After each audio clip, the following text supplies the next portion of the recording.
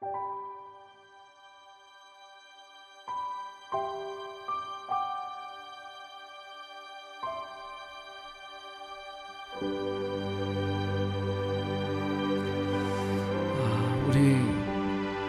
이 찬양을 드리고 우리 같이 기도했으면 좋겠습니다. 할렐루야, 우리 찬양 드리면서 기도합시다.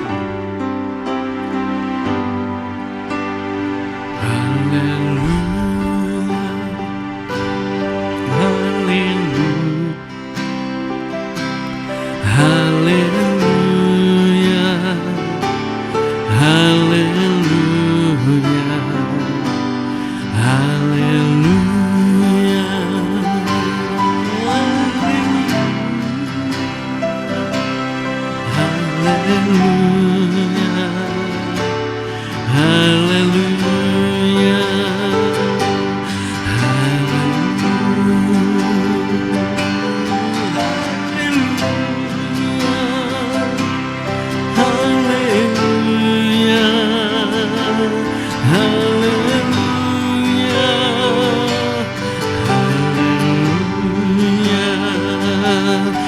할렐루야,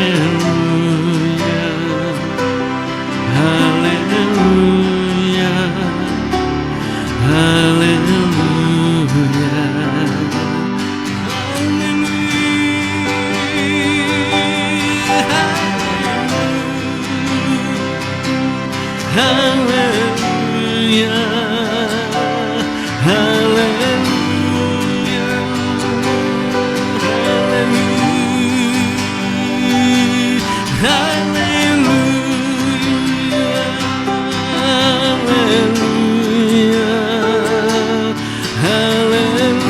우리 성령님 인도하는 대로 모든 영광 받으소서. 나의 주님, 나의 성령님, 나의 기도 드리소서. 나의 주님, 나의 성령님, 할렐루야,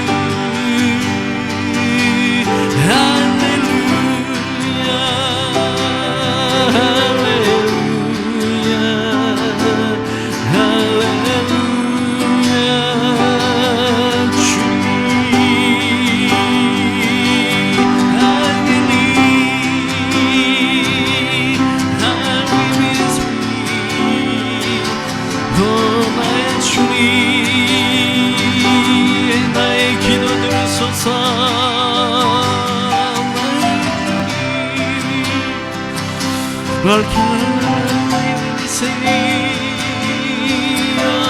주님,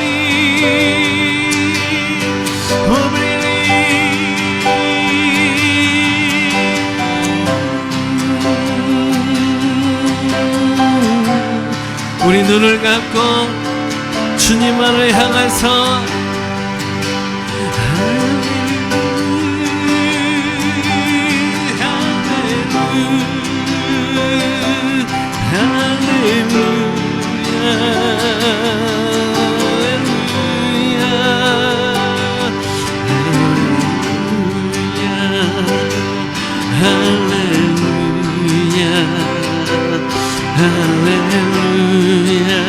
우리 성령님이 인도하는 대로 우리 함께 기도합니다. 주님, 하나님 받아주시옵소서.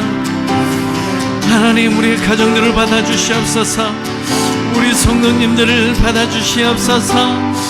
하나님, 한 사람 한 사람 붙잡아 주시고 인도하여 주시고 믿음 잃지 않게 해주시고, 하나님, 주님, 주님,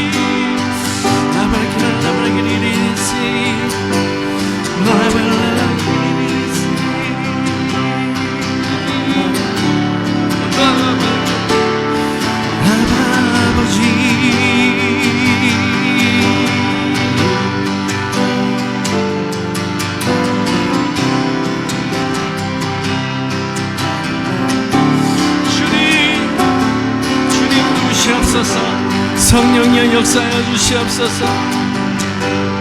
성령이여 축복하여 주시옵소서.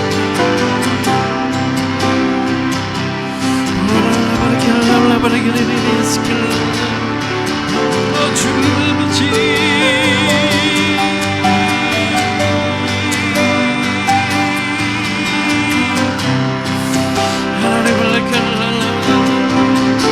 하나님이여, 하나님이여 부어주시옵소서. 충만케 해주시옵소서.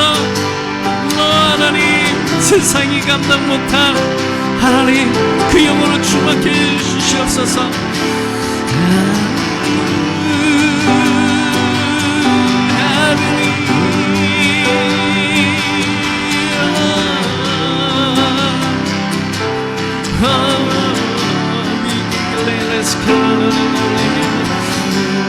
우리 자녀들을 위해서 기도합시다.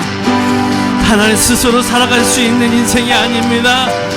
주님 지켜주시옵소서. 주님 돌봐주시옵소서. 그 홀로 걸어가는 그들 가운데 하나님 축복하여 주시옵소서. 우리 자녀들을 위해서 우리 충만함으로 우리 합심하여 기도합니다. 주여, 주님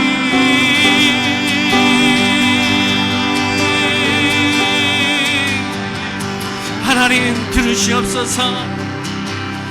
받아주시옵소서. 하나님 역사해 주시옵소서. 아버지,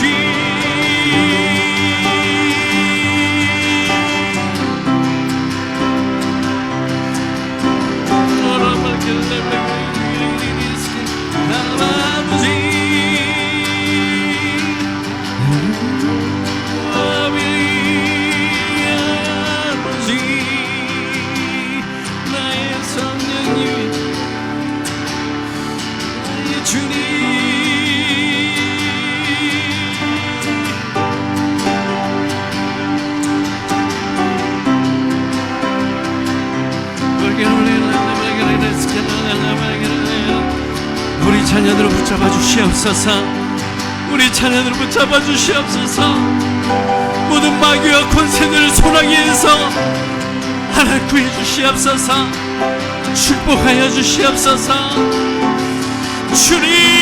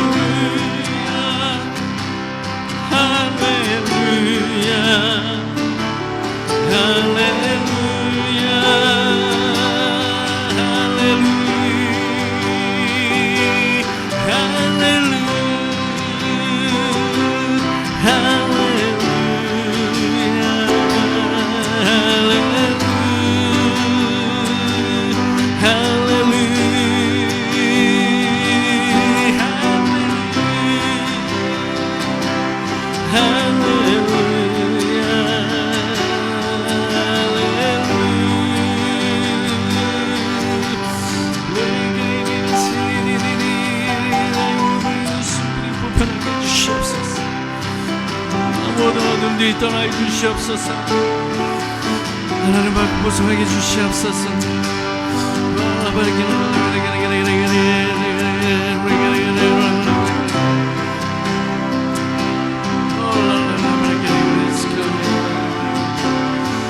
아바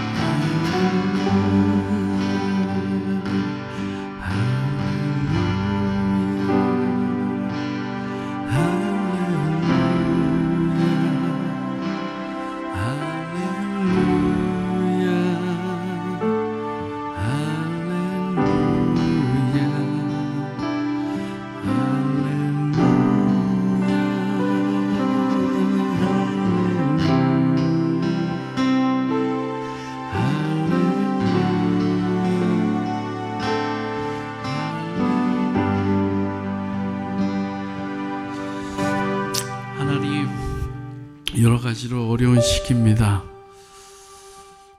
우리 성도님들 지켜주시고, 하나님, 그래도 하나님을 믿고 시간을 드리고 하나님 앞에 영광 돌리는 삶 가운데 살아가는 이들로 인하여 그래도 하나님이 하나님 되심을 나타내어질 수 있도록 하나님 축복하여 주시고 기름 부어 주시고 정오의 빛과 같이 빛나는 인생 살아갈 수 있도록 하나님, 모든 사탄과 마귀와 물질 만능주의 시대에서 주눅들지 않게 해주시고 담대히 늘 정오의 빛과 같이 빛나는 그 빛을 보고 하나님을 따라가고자 하는 자들이 일어날 수 있도록 하나님 축복하여 주시옵소서.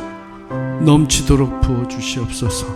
건강 주시고 일주일 동안도 지키시고 보호하여 주셔서 하나님 다음에 만날 때는 하나님이 이런 일들을 이루셨다고 같이 간증할 수 있는 놀라운 역사들 가지고 만날 수 있도록 하나님 축복하여 주시옵소서.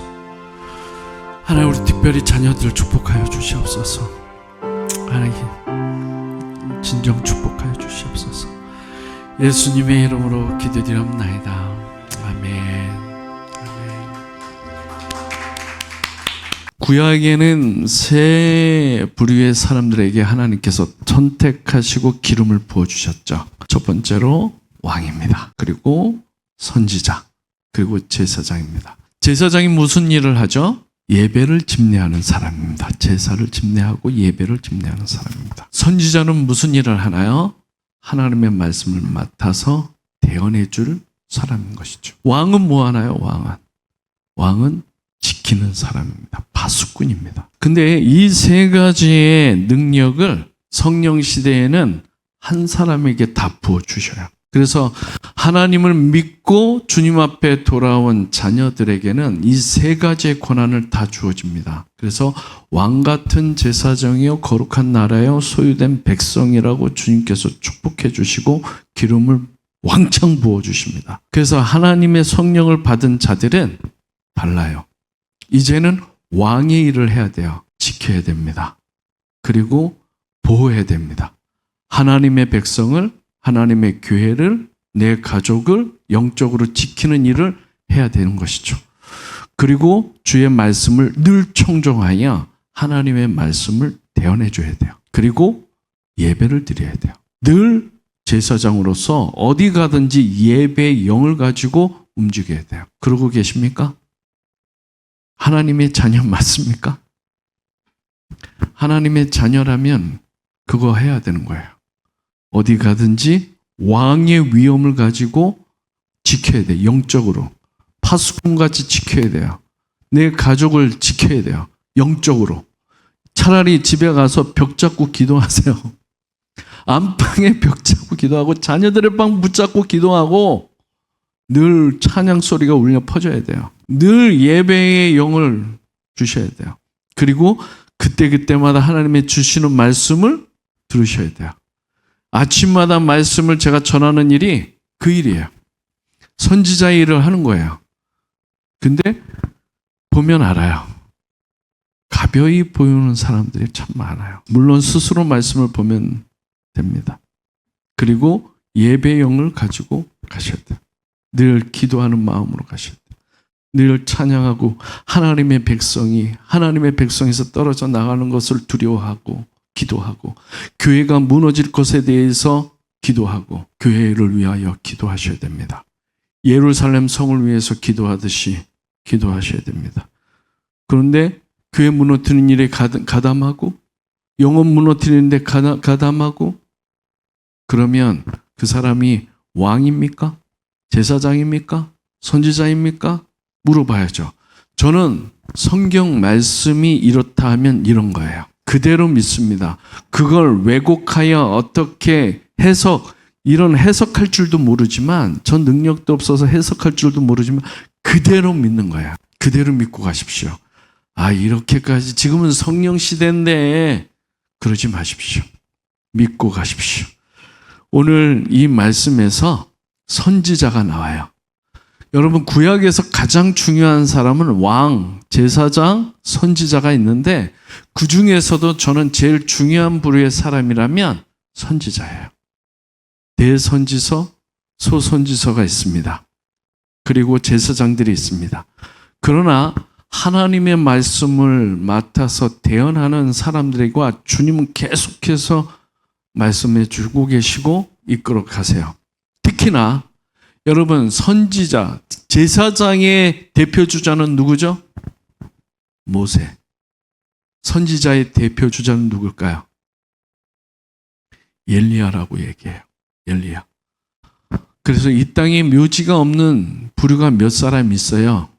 그 부류 중에 에녹이 있고 엘리야가 묘지가 없어요. 그 중에 묘지가 불확실한 사람이 한 두 부류가 있어요. 모세는 죽었는지 살았는지 몰라요. 그냥 못 들어갔어요. 가나안 땅에 못 들어갔어요.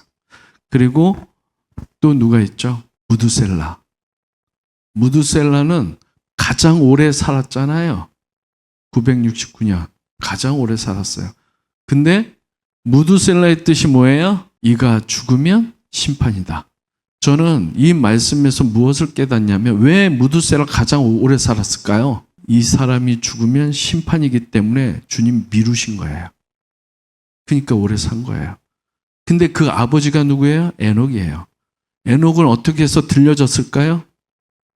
이 아들이 죽으면 심판이라는 것을 준비했기 때문에 에녹은 주님과 동행하는 것을 늘 가까이 했어요. 주님의 심판을 기다렸기 때문에 그래요. 지금도 마찬가지예요. 심판, 주님 오심을 기다리는 사람은 분명히 휴거됩니다. 그리고 주님은 지금 무두셀라처럼 이제나 저제나 계속해서 기다리시는 것이죠. 여러분, 그 중에 엘리사, 이 선지자에게 놀라운 은혜를 주는데 엘리야가 선지자의 대표 주자라면 그의 제자가 누구예요? 엘리사. 엘리사가 엘리야가 승천할 때 무엇을 기도했죠? 갑절의 은사를 달라고 기도했어요. 성경에 보면 기록된 걸 보면 엘리야의 기적과 표적이 7가지 나와요. 그러면 엘리사는 몇 가지 기록되어져 있을까요? 갑절의 은사 14번이 기록되어 있어요.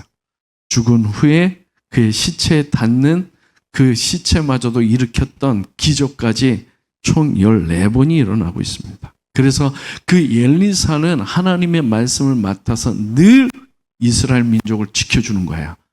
왕에게 전하고 제사장에게 전하고 늘 전해서 방비하게 해요. 그렇기 때문에 이스라엘 민족이 지켜지는 것은 선지자가 있기 때문에 지켜지는 거예요. 그 선지자가 죽게 된 거예요. 이스라엘 민족이 평안한 날이 몇 년이었을까요? 수천 년 동안에 하나님이 아브라함을 통해서 계획하시고 야곱을 통해서 이스라엘이라 명명하시고 그 일으킨 이후에 그 평안한 날이 몇 년이었을까요? 120년밖에 안 돼요. 사울 왕 40년, 다윗 왕 40년, 솔로몬 왕 40년. 외우기도 쉽게 딱 40년씩 치리했지만 그때도 전쟁 중이었어요. 그런 이스라엘 민족 전에는 늘 나그네였고 후에는 늘 포로였어요. 이스라엘 민족이 평안한 날이 얼마나 됐을까요? 별로 없어요. 별로 없어요. 여러분, 우리가 주님의 자녀로서 살아가면서 형통하다 하지만 형통할 날이 몇 년이나 될까요? 그건 너무 많이 기대하지 마십시오. 주님의 믿음을 가지고 나가십시오. 그러면 세상에 기대하지 않는 만큼 자유함과 평안함이 충만해집니다. 근데 여전히 세상에 기대를 걸면 계속해서 불안해질 거예요. 불안해지고 힘들어지고. 그러나 이 땅에 있는 동안에는 내가 무엇을 얻고자가 아니라 사명 때문에 살아가는 사람이라면 축복입니다. 여러분, 어떻게 그렇게만 살 수 있습니까? 구속에 행복이 있어요. 거기에 비밀이 있어요. 오늘 그 엘리사가 죽게 된 거예요. 이 아람 군대가 이스라엘 민족을 치려고 호시탐탐 엿보고 있는데 늘 아람 군대를 그 밤중에 회의를 한 거예요. 밤중에 회의를 하고 군대 장관들에게만 알려가지고 야, 이젠 이스라엘 꼭 이기자. 그렇게 해서 기습하고 밤중에 기습하고 가면 어느 땐가 이스라엘 민족은 그곳에 우리가 올 줄 알고 늘 방비하는 거예요. 늘 방비하고 패하고 돌아오고 계속 그러는 거예요. 야, 어떻게 그럴 수가 있느냐? 어떻게 우리 안에 내통자가 있는 거 아니야? 근데 거기에 신하가 그런 얘기를 하죠. 왕이요. 이스라엘은 우리에게는 스파이나 정치적인 스파이나 그런 내통하는 자 없습니다. 그럼 왜 그래? 어떻게 우리가 밤중에 침상 중에 회의한 것까지도 그들은 다 알고 있는 것처럼 미리미리 방비하는 거야. 그들이 신하가 얘기합니다. 왕이요. 이스라엘에게는 엘리사라는 선지자가 있기 때문에 우리가 늘 꿈속에라도 그리고 침상 중에 이불 속에서 소근소근 된 것까지도 다 하나님으로부터 듣고 그리고 계시하여 그들을 방비하기 때문에 우리가 늘 침범할 수가 없습니다. 그 얘기하죠. 나중에는 도담성에 그 엘리사를 죽이기 위해서 수많은 군대를 보내서 싸우려고 가죠. 그런 엘리사였어요. 그런 엘리사. 그러니 엘리사가 있는 동안에 이스라엘 민족은 늘 평안했던 거예요. 여러분, 선지자가 있는 나라는, 선지자가 있는 공동체, 선지자가 있는 민족은 끝까지 살아남는 거예요. 근데 선지자가 죽게 된 거예요.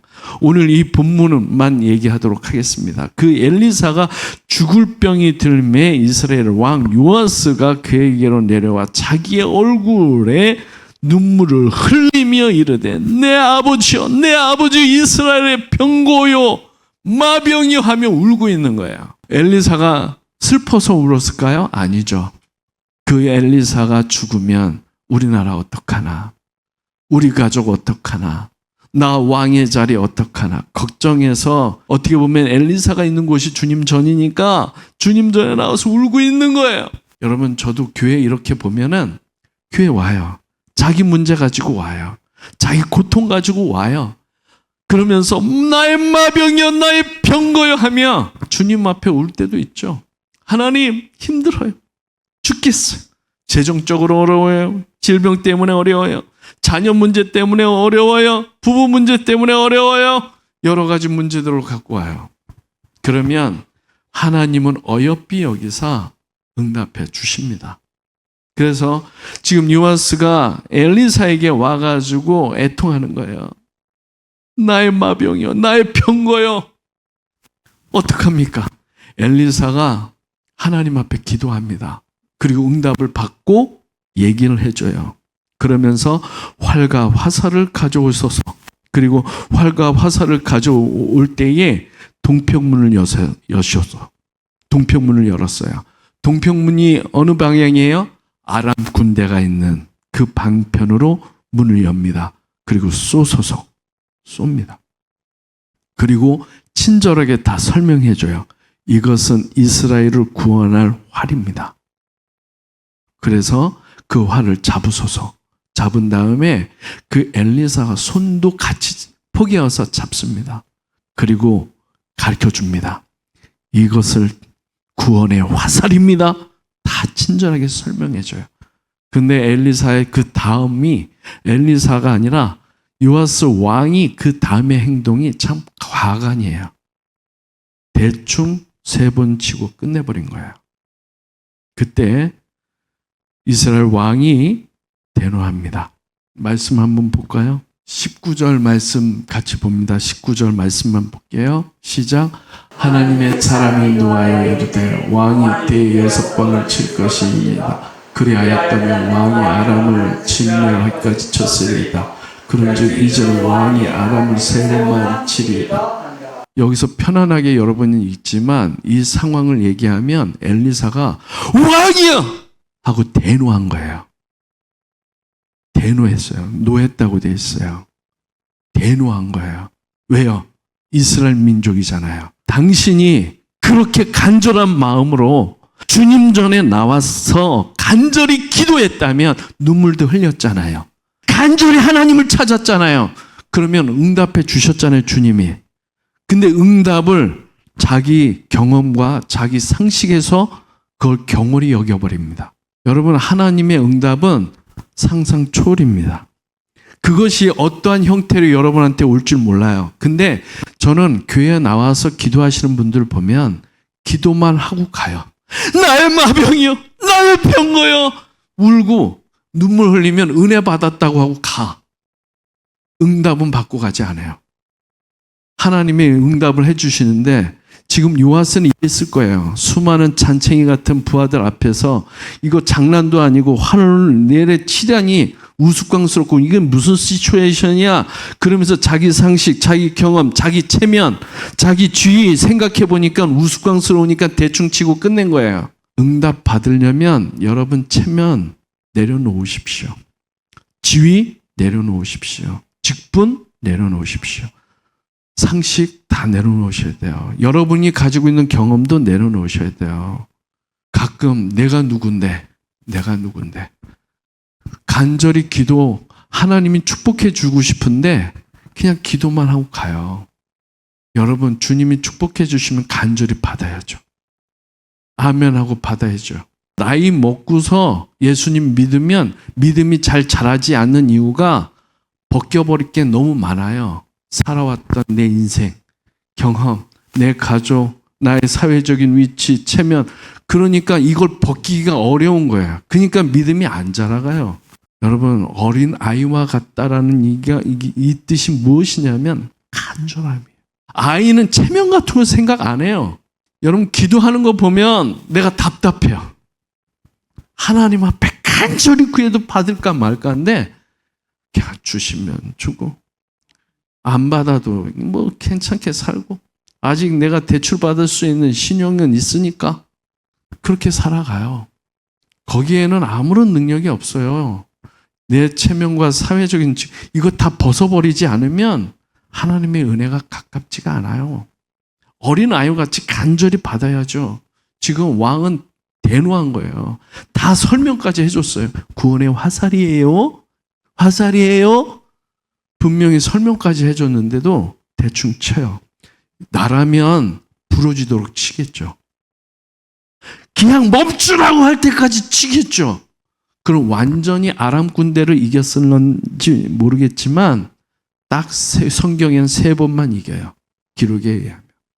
그리고 끝나요. 완전 진멸하지 못해요. 요아스 왕 때. 여러분, 하나님의 응답을 받으면 취미생활 아닙니다. 신앙생활. 앞으로 세상은 더 어두워질 거예요. 취미처럼 하는 사람 다 돌아갈 겁니다. 그러나 간절한 마음으로 받고 가는 사람들, 그 사람, 여러분, 이 어두워질 때 성령의 은사의 기름 부으심이 더 강력해져요. 근데 그것을 준비한 사람은 그것을 맛보게 될 겁니다. 어둡고 힘들고 좁아지고 그러면 강력하게 일어나요. 왜냐? 어두울 때 그 불은 활활 타오르는 불빛과 같이 빛나야 되기 때문에 그렇습니다. 그러나 여전히 내 멋을 구하면서 신앙생활하는 모습 속에는 아무런 능력이 없어요. 이왕에 신앙생활 할 거 양다리 걸치지 마시고 주님이면 안 됩니다. 이 믿음을 가지고 주님 전에 나오셔야죠. 그러면 역사가 일어나요. 집에 가서도 기도하시고 아이 붙잡고 기도하시고 예전에 아이가 자꾸 엄마가 너무 충만하니까 아이의 가슴을 얹고 머리에 얹고 막 이 사탄아 떠나가 이 아이가 시험 들었어요. 내가 사탄인가? 그래서 교회 안 나오기 시작해요. 그 어머님이 저한테 상담을 해요. 어머니, 사탄이라고 하는데 그거 좋아할 아이가 어디 있어요? 기도하세요. 간절히 기도하세요. 눈물 흘리며 기도하세요. 그냥 못 내지 마시고 기도하시고 간절히 기도해요. 그 다음부터 새벽 예배 갔다 온 다음에 아이 잠자면 침상 중에 발가락 잡고 들킬까 발가락 잡고 눈물 흘리며 기도한대요. 아이가 몇 년 후에 아이가 우리 모임에서 간증하러 왔어요. 제가 다시 돌아올 수 있었던 것은 어머님의 그 눈물 흘리는 새벽마다 기도해줬던 그 기도 때문에 돌아왔습니다. 이 얘기를 하면서 간증을 하더라고요. 여러분, 우리의 능력, 왕의 위엄과 선지자의 그 하나님 앞에 깨어있는 것과 예배에 대한 간절한 소망을 가지고 늘 예배하면서 사세요. 여러분이 있는 곳에서 기도하시고 문제 있으면 기도하시고 늘 기도하세요. 뉴스 보면서도 그냥 비판만 하지 마시고 판단만 하지 마시고 뉴스 소식을 들으면서도 기도하시고 버스 타고 가면서도 그 죽어가는 영혼. 저는 예전에 교회 1층에 있을 때 창가를 열어놓고 사람 지나가는 거 보는 게 취미였어요. 그러면 어떤 사람은 울상이에요. 어떤 사람은 툭 치면 울 것 같아요. 어떤 사람은 또 기쁘게 가요. 어떤 사람은 개를 끌고 가요. 그런 수많은 사람들 보면서 기도합니다. 저 사람은 무엇이 있길래 저렇게 슬픈 표정을 짓고 갈까? 저 사람은 무슨 안타까운 일이 있을까? 여러분, 늘 하나님의 마음을 가지고 삶을 살아가야 돼요. 주님 오실 날이 얼마 안 남았어요. 이제 곧 닫혀집니다. 주님이 구원의 문을 연 것은 벌써 십자가에서 열어놓으셨어요. 그 구원의 문이 열려졌어요. 근데 그 구원의 문이 서서히 닫히고 있는 거죠. 아, 주님이 나를 위해서 여실 거야. 아니에요. 벌써 열려졌고 서서히 닫혀지고 있는데 그걸 사모하지 않아요, 사람들은. 여러분, 이제는 우리가 왕의 위엄을 가지고 일어나야 돼요. 하나님의 이름으로 일어나야 돼요. 여러분, 왕이라면 지켜야지. 자녀가 를 위해서 기도하시고 눈물 흘리면서 기도하시고 그리고 내 가족들을 위해서 기도하시고 기도하셔야 됩니다. 지난주에 밤중에 아버님의 댁에 에어컨이 고장이 났대요. 토요일이다 보니까 전화를 했더니 주말이라 못 간대요. 이 40도가 육박하는 더위 속에서 에어컨 없이 합이 혼자서 있는다는 게 정말 걱정이 되더라고요. 그래서 달려갔죠. 기도하는 마음으로 인천까지 가서 알지도 못하는 지식 가지고 에어컨 다 뜯어서 했는데 돌아가요. 아버지가 얼마나 행복해 하시던지, 야, 죽을 뻔했다. 죽을 뻔했다. 아버지, 기도합시다. 기도합시다. 주님 오실 날이 얼마 안 남았어요, 아버지. 깨어 있으셔야 돼요. 저는 우리 가족들한테는 늘 경계예요. 경고예요, 경고. 주님 오실 날이 얼마 안 남았어요. 기도해요, 우리 아버지. 지금 우리가 에어컨 따면 우리가 죽을 뻔했던 것처럼 언제 죽을지 몰라요. 기도하죠, 기도. 그래. 그 밤중에 달려와서 에어컨 고쳐준 아들이 고마워서 그랬는지 같이 기도하고. 그때 우리 아버지한테도 그런 얘기 하죠. 이제 85인데 아버지 이제 살 날이 얼마 안 남았어요. 주님 만날 준비해야죠. 전 요즘에 그게 걱정이에요. 주님 만날 때 여러분 자신 있게 만날 수 있는 사람 있어요? 저는 사람들한테 그런 얘기를 해요. 땅 평수는 사다 놨는데 아직 집을 올리지 못해서 지금 가면 난 노숙자야. 이제 집 져야지. 그 얘기해요. 여러분 주님 만날 때 기쁘게 만날 수 있는 준비하셔야 되지 않을까요? 지금까지 50년 정도 살았으면 반백년 살았다면 이젠 다 산 거예요. 한번 잘 즐겼잖아요? 그러면 남은 생에는 주님 만날 준비를 하는 거예요. 거기에 나의 성이 어디 있어요? 나의 성 쌓으려고 안달복달 하지 마세요. 이제 충분히 우리는 굶어 죽지 않아요. 여러분 절대 굶어 죽는 사람 없어요. 그렇다면 다 맡기고 전도지 들고 나가세요. 한 사람이라도 더 전하세요. 지금 다 잃어버렸잖아요. 다 떠났잖아요. 여기 젊은이들 없잖아요.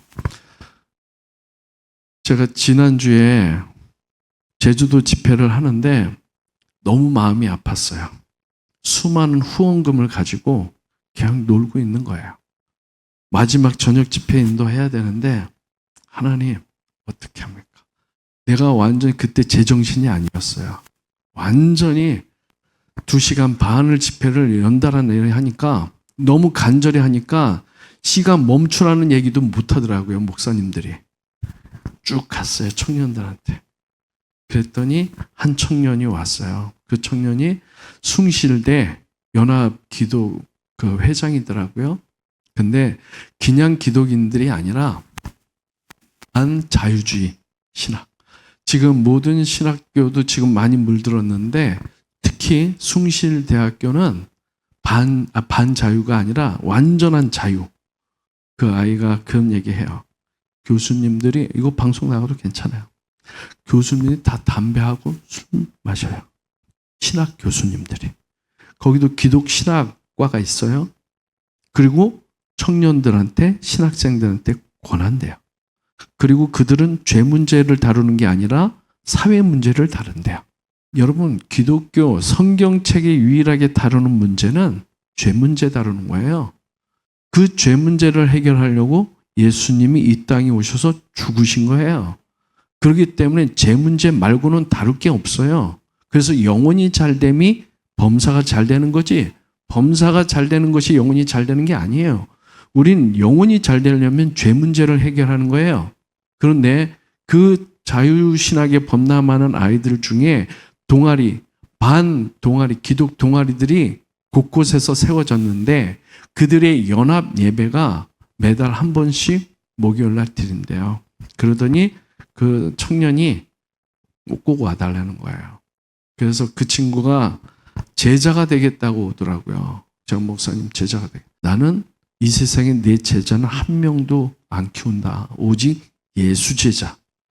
내 일꾼 되는 건 나는 원치 않고 예수 제자 만드는 게 내 목적이니까 당신이 예수님 제자가 되고 싶으면 성경 공부하자. 그랬더니 그러면 그날 꼭 와서 집회를 인도해 주시면 5명 이상은 될 겁니다. 성경에 관심이 많은 그 5명이 있을 것입니다. 그래서 요번에 또 간절히 기도하고 갑니다. 지금 깨어 있으셔야 됩니다. 여러분 이렇게 대충 신앙생활, 취미생활 하면 선지자가 대노하듯이 하나님이 대노하십니다. 하나님 앞에 응답을 받았다면 간절히 받으십시오. 그리고 그 하나님께서 나를 통해서 그것이 비전이면 죽도록 하십시오. 그걸 대충 몇 번 하고 끝내지 마십시오. 그냥 몇 번 하고 대충. 하나님, 내가 하나님, 그래도 목사니까 내가 요번은 한다. 이게 아니라 멈추라고 할 때까지 해야죠. 화를 2-3번 치고 멈추지 마십시오. 부러질 때까지 하십시오. 그랬다면 아람 군대는 완전히 진멸당했을 것입니다. 그런데 3번 이기고 맙니다. 여러분의 신앙이 이제 표면적으로 드러날 때가 곧 옵니다. 이제는 믿음의 싸움이에요. 여러분 성경을 보면 성경을 정확하게 보시면 반복하고 있어요. 그러면 하나님의 부흥기가 있고 흐트러트림이 있어요. 꼭 그것이 반복되어져요. 예루살렘에 베드로가 성령 받고 한 번 설교했더니 3,000명이 왔고 두 번째 설명했더니 5,000명이 왔어요. 2-3번 설교에 10,000명 교회 한 거야. 안디옥 교회와 예루살렘 교회가 쭉쭉쭉쭉쭉 세워졌을 때 갑자기 기근이 와서 흐트러뜨립니다. 근데 그들이 흩어질 때 도망갔다고 얘기하지 않아요. 성경에는 사도행전에 보면 그들이 흩어지면서 복음을 전하더라. 이 이야기를 해요. 여러분 80년대 90년대에는 교회만 세워도 부흥했어요. 막 쏟아졌어요. 왜냐? 교회에 희망을 있었기 때문에.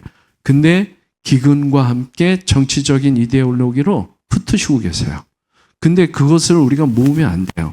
예루살렘의 성이 흩어질 때, 기근으로 흩어질 때 사도들은 예루살렘에 머물러 있었어요. 하나님은 그걸 기쁘게 여기시지 않으셨어요. 흩으실 때는 흩어져야 돼요.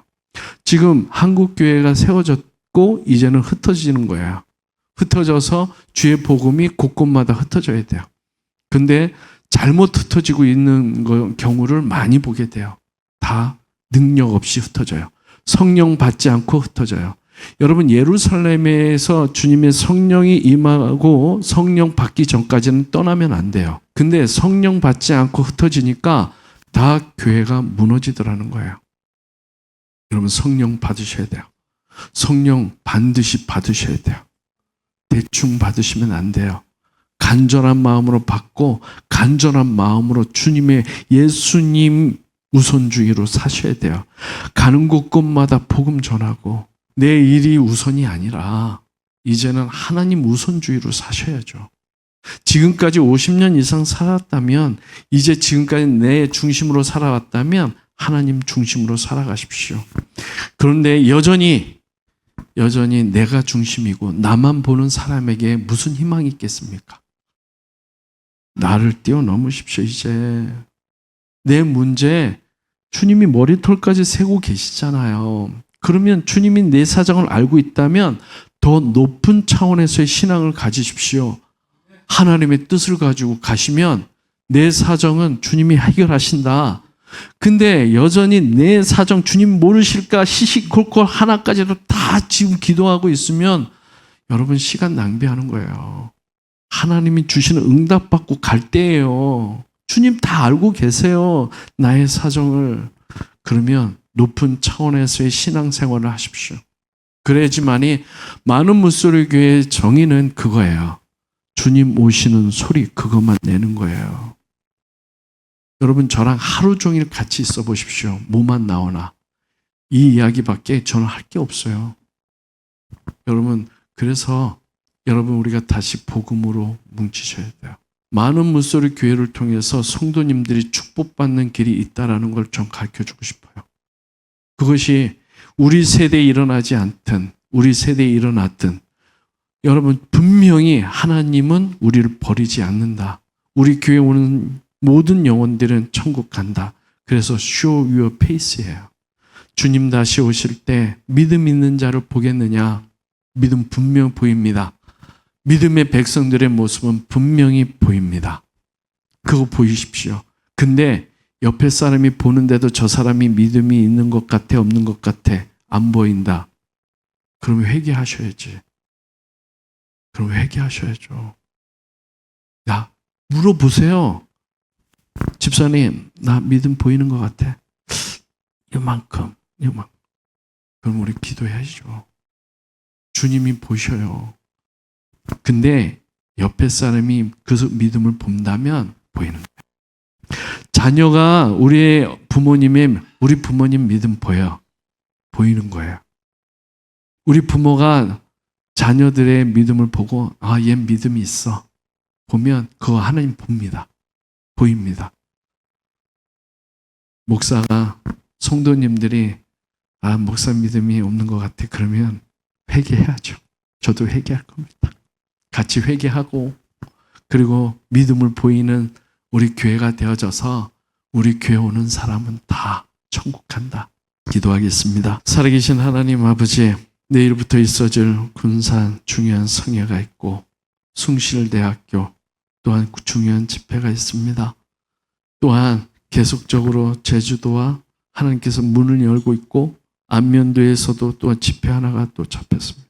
하나님 어찌됐든 깨어날 수 있도록 외치는 자의 소리, 많은 물소리 교회가 되어질 수 있도록 인도해 주시고 이 예배에 참여하는 모든 하나님의 사람들에게 주의 성령으로 충만함으로 부어주셔서 주님이 보여지고 그 믿음이 보여져서 하나님 오실 때 기쁘게 받을 수 있는 우리가 되어질 수 있도록 인도하여 주시옵소서.